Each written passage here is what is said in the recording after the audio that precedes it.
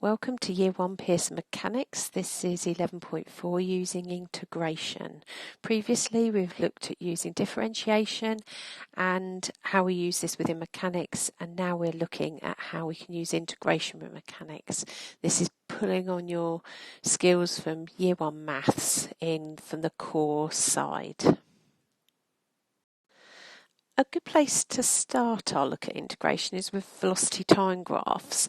And remembering back to the first chapter we looked at, which was chapter 9, I believe, what you need to do is think that the displacement is the area under the graph. So we'd be looking at this here.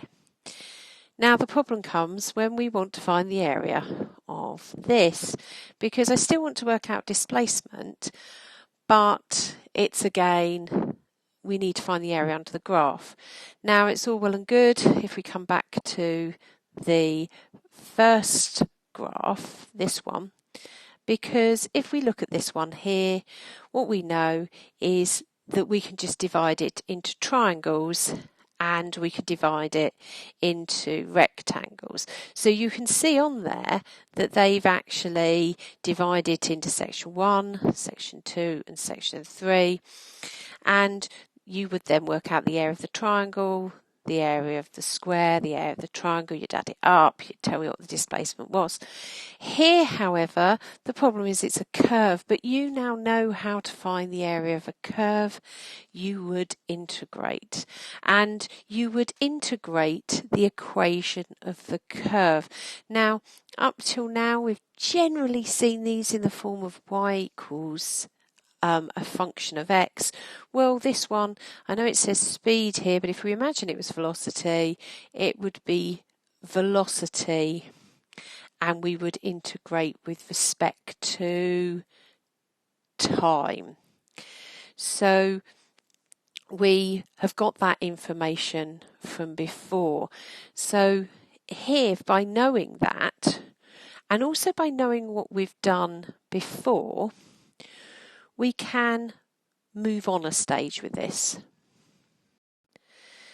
So this here now looks at the information that we learnt from the last section, and what we found here was if we had the displacement and we differentiated this displacement with respect to time, we found the velocity.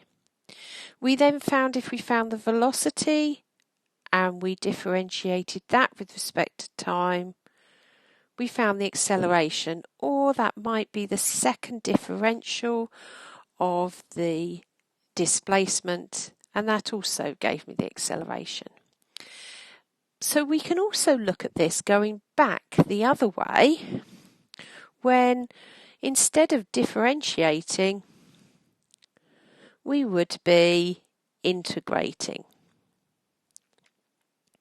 So let's write that here. And this might be something I believe that be worth copying down so that you have it for the future. So when we integrate, what we're getting at here is when I have my velocity, so if I want my velocity, if I integrate acceleration with respect to time, I will find my velocity. And if I want to find my displacement, then I need to integrate my velocity with respect to time. So just going back through this, displacement differentiated gives me velocity, velocity differentiated gives me acceleration, and therefore going backwards, when I integrate acceleration, I get to velocity because I'm going this way now, so I integrate my acceleration, I get to velocity, and when I integrate velocity with respect to time, remember, I find my displacement. And that's how they interlink. Now let's look at the example in the textbook. A particle travels in a straight line. After t seconds, its velocity v meters per second is given by v equals 5 subtract 3t squared, where t is greater than or equal to 0. Find the distance travelled by the particle in the third second of its motion.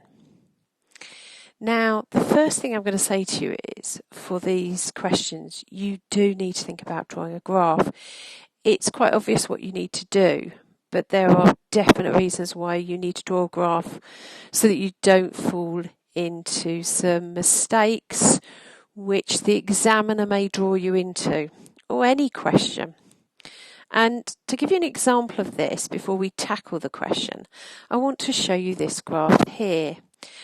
Now, if I ask you to find the displacement, and I ask you to find it for this velocity time graph between 2 and here 7, then when I do my integration would be between 2 and 7 for my velocity with respect to time. Now, if I am finding the displacement, that won't be too bad a problem, because what will happen is I have here a positive displacement, I have here a negative displacement, and therefore my total displacement, you would do the positive, subtract the negative, and you would get your overall displacement from the point. But the problem is if I say distance travelled, if I said distance travelled, then actually I want to add the part here, or the area under the graph, to the area under the graph here. So this displacement and distance, which we've had issues with before, comes and visits again. And if I wanted to find the distance travelled, what I actually would have to do is I would have to integrate between 2 and 5, and then I would also have to integrate between 5 and 7. Now, the value for this here would come out as negative, but that's just because of the direction, the displacement it's talking about. The actual distance is positive, and this links back to our knowledge in core maths, where we have to be careful when we integrate curves that we have to break them down into two parts if we're wanting to find the total area. So be careful. Always draw a graph. Remember, you've got your graphical calculators that you can use if you're lucky enough to own one, and they will give you that sketch of the graph so you can understand what's going on. So don't miss that vital stage out, as that's where you're going to find, particularly when you work through the exercise, possibly you're getting a slightly different answer. You may not have taken that into account. So now moving on to the actual answering of the question, we're asked here to find what the distance travelled by the particle in the third second of the motion. So the first second is going to be 0 to 1, the second second is going to be 1 to 2, and so the third second is going to be 2 to 3. And we want the distance travelled.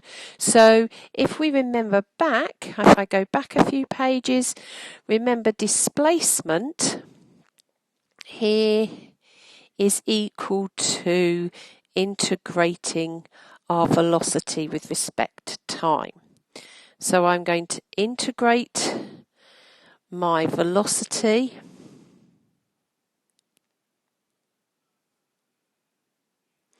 with respect at a time, and my limits will be 2 and 3.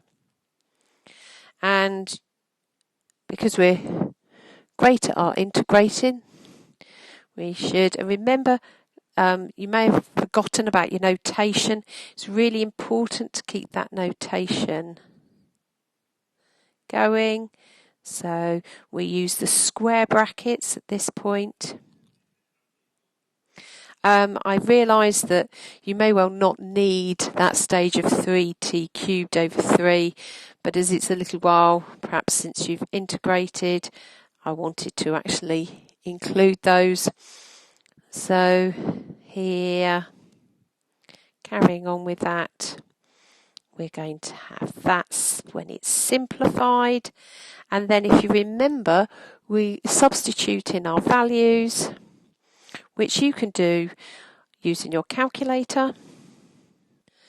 So the first part comes out to be -12, subtract 2, which would give us a displacement of -14. Because remember, when we are integrating a velocity, we're finding our displacement. But the question actually asks us to find the distance. So the distance is equal to 14 metres. Okay, so do remember about graphs for me and the importance of them, so that you don't make those mistakes. And the other important piece of information here is how we can differentiate and integrate and how they link to our displacement, our velocity and our acceleration.